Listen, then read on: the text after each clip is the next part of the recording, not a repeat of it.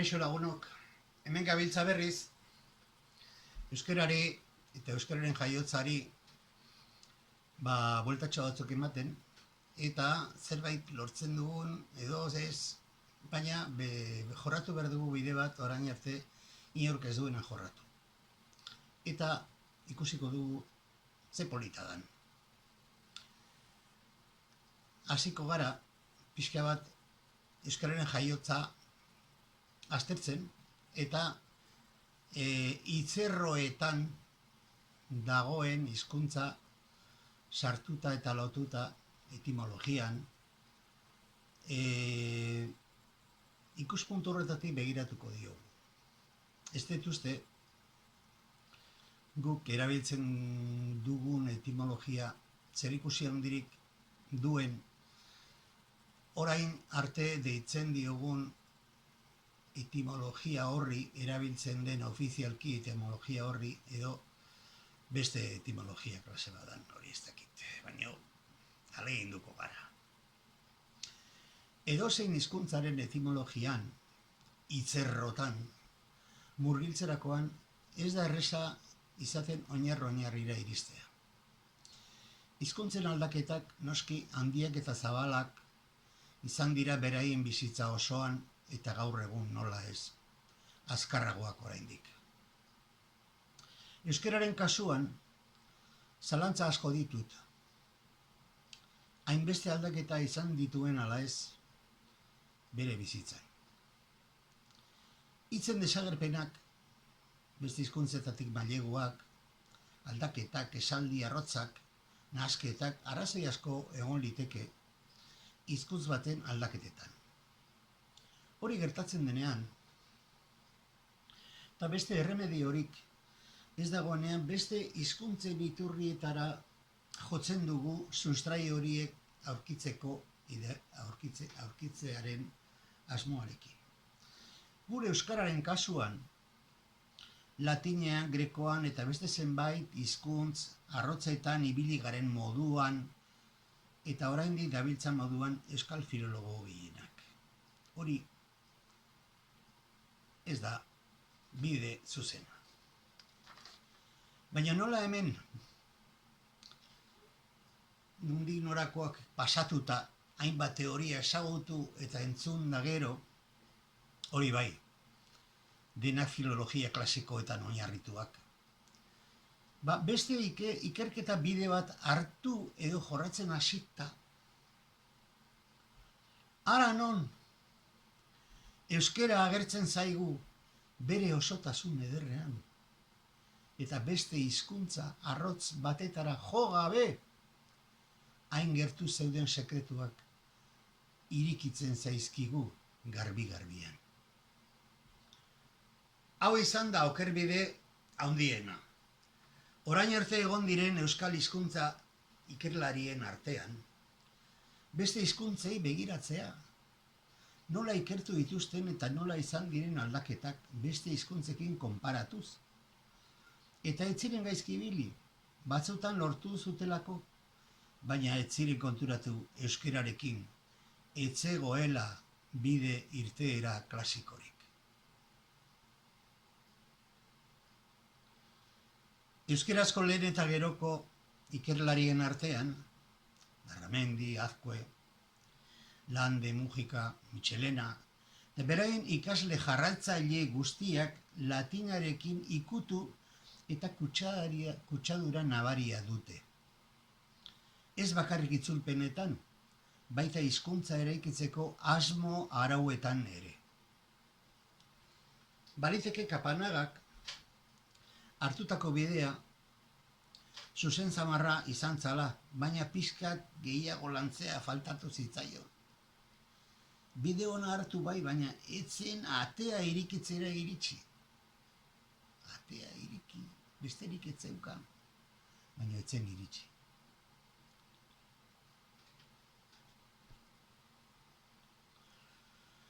Orain jorratuko dugun bidetik jarraituz gero, ikusiko dugu nola hainbat esaera eta burua usteak, euskararen adina, izena eta izana, generoa, aditzaren erabilera, nola zalantza guzti horiek argituko zaizkigun bere osotasunean. Ikaragarria da euskararen sorkuntza.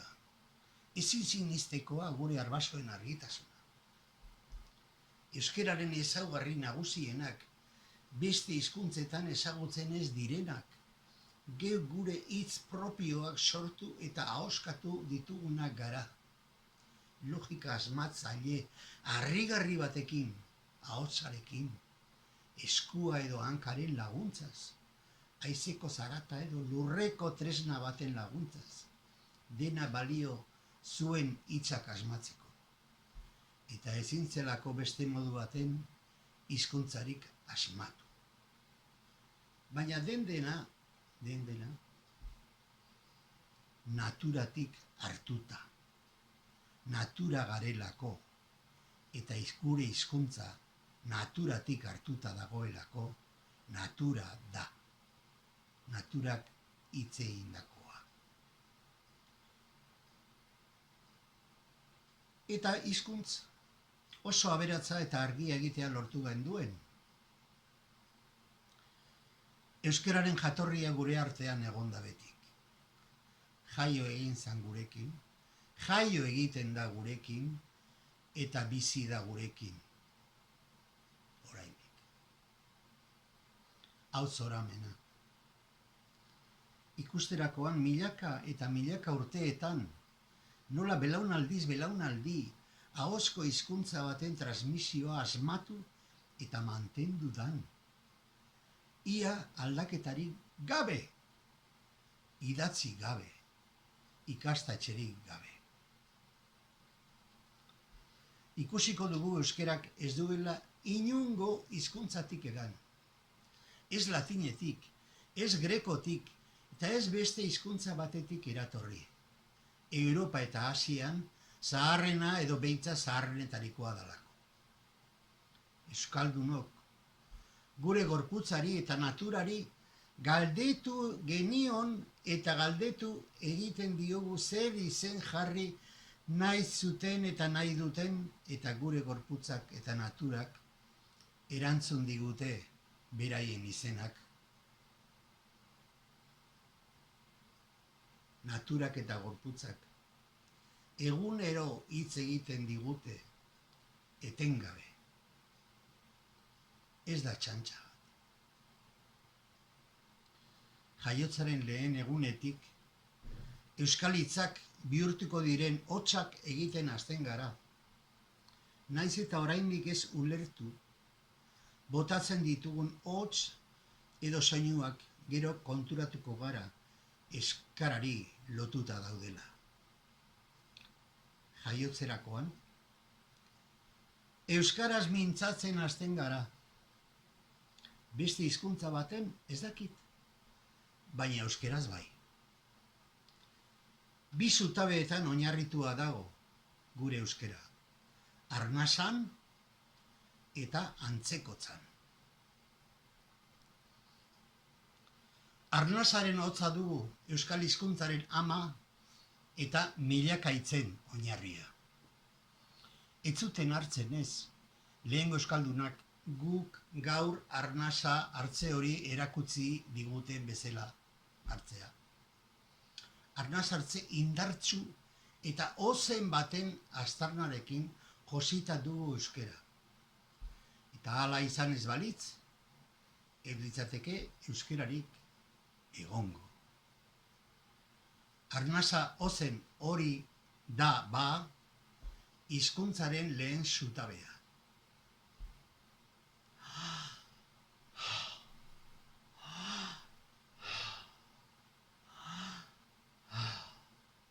Hartu eta bota.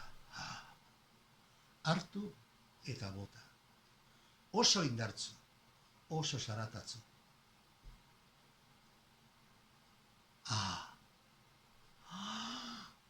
O,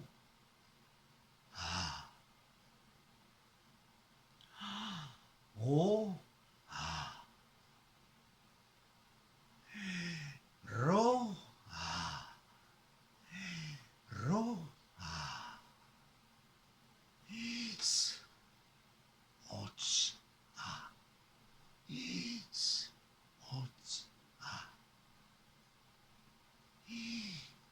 Sila. Sila. Arnaz hartze eta botatze hoien hasiera eta bukaera da euskararen arnaza. Baina ez guk orain hartzen dugun bezala. Nahiko modu apalean, esango genuke. Zergatik?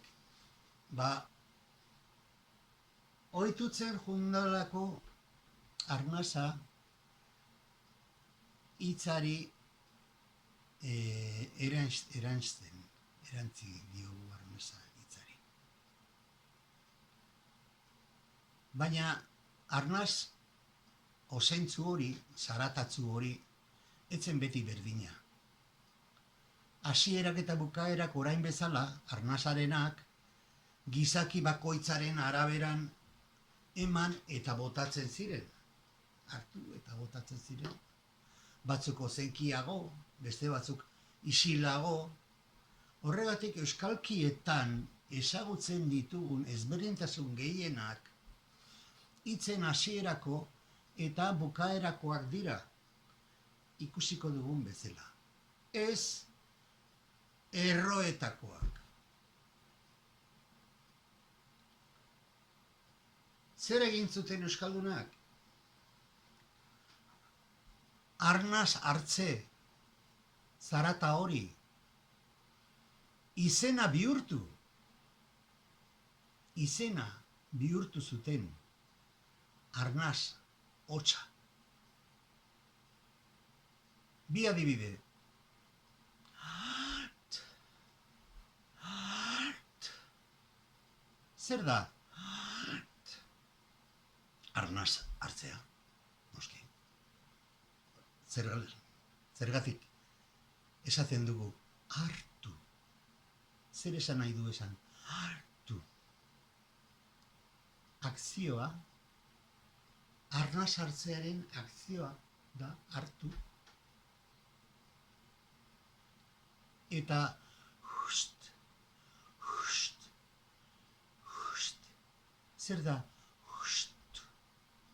Hustu, zer da hustu? Ezer gabe gelditzea, utzirik gelditzea barrena, haizea bota egin dugulako, hustu egin dugu gorputza. Hartu egin dugu haizea eta hustu egin dugu haizea. Antzekotzak, onomatopeiak, ezagutzen zituzten noski, entzuten zituztelako. Baita soinu hori edo soinu bat ahoskatzeko arnaz hartzea derrigorrezkoa zitzaien. Gero hitzerroa ahoskatu eta barrenean gelditzen zen haizea hustu arte. Arnaz hartze hotza edo zarata. Gehi onomatopeia edo hitzerroa, gehi arnaz hustuaren hotza bihurtu zen hitz borobila. Hitz borobila. Sal. Se. Stu. Sku. Stotza. Per. Etzeukaten oraindik hitzak erabiltzeko errestasunik ez. Eta erdi saltoka eta zailtasunarekin ahoskatzera behartuta zeuden. Ustez, hasierako euskaldunek ez ziren konturatzen arnaz ozen urak izan behar zuen garantzia eraikitzen ari ziren geroko hizkuntza batean. Baina izan zuten argiune bat arnazaren hotsari zentzua eman ziotena. Eta ulertu zuten.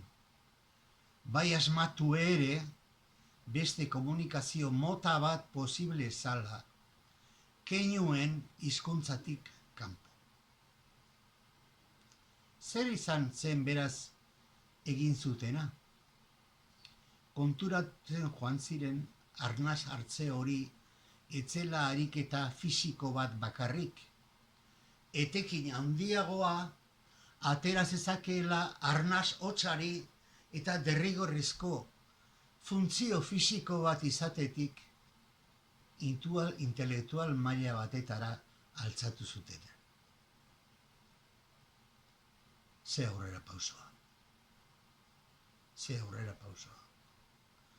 Antzekotzak hor zeuden. Natura osoan banaturik. Baita antzekotzak entzun eta ahoskatzen bazekiten. Baina zer egingo edo nola lotu hitz edo esaldi ulergarri bat lortzeko? Arnasotza izan zen lan hau bete zuena, noski.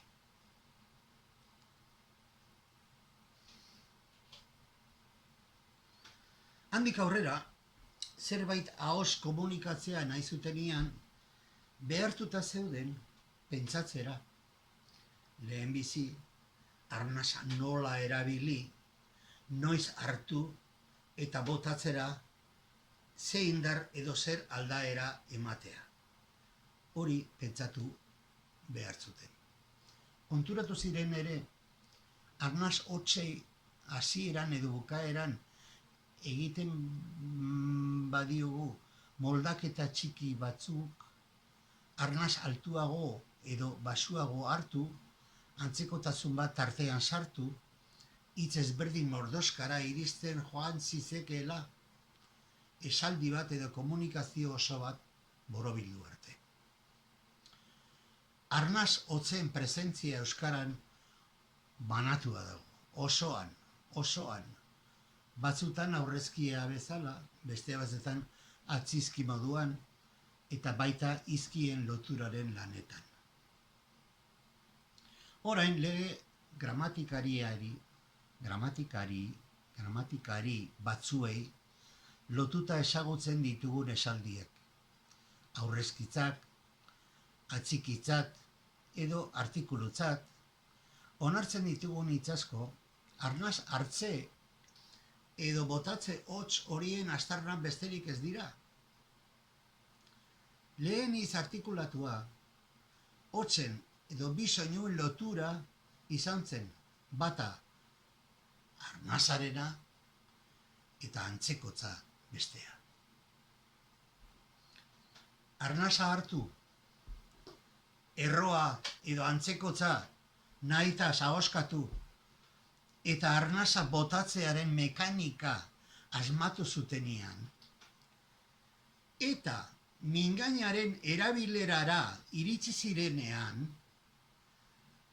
soinu aldatzeko mingain erabilera menperatu zutenean, mintzatzen hasi ziren.